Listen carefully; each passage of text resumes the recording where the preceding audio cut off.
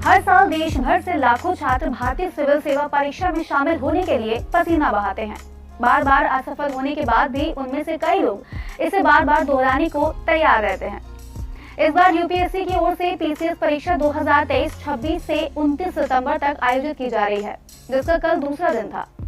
पहली पाली में general studies first question paper और दूसरी पाली में सेकेंड क्वेश्चन पेपर की परीक्षा थी।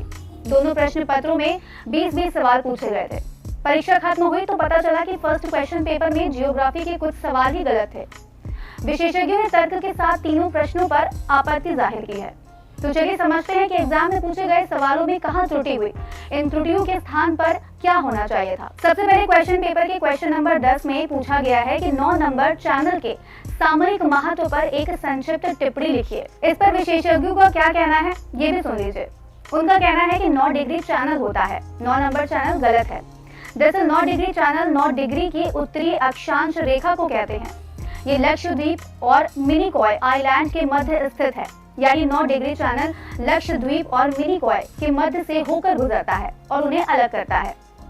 इसके बाद क्वेश्चन नंबर 18 सवाल था कि भारत में एल नीनो और दक्षिण पश्चिम मानसून के बीच संबंधों की व्याख्या कीजिए और उसके कृषि पर प्रभाव बताइए।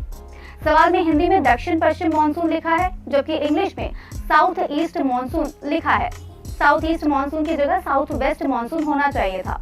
तीसरा क्वेश्चन नंबर 20 है। इसमें पूछा गया है कि भारत की खनिज विकास नीति की व्याख्या कीजिए। विशेषज्ञों और प्रतियोगी छात्रों का दावा है कि ये नाम गलत है।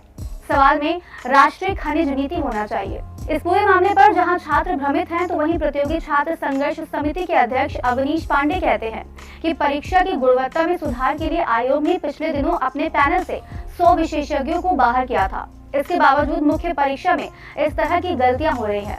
समिति की ओर से आयोग के अध्यक्ष से मांग की गई है कि पूछे गए गलत सवालों पर शीघ्र निर्णय लेकर सार्वजनिक रूप से स्थिति स्पष्ट करे, ताकि अभ्यर्थियों के बीच गलत सवालों और उनके अंक निर्धारण को लेकर भ्रम की स्थिति न रहे।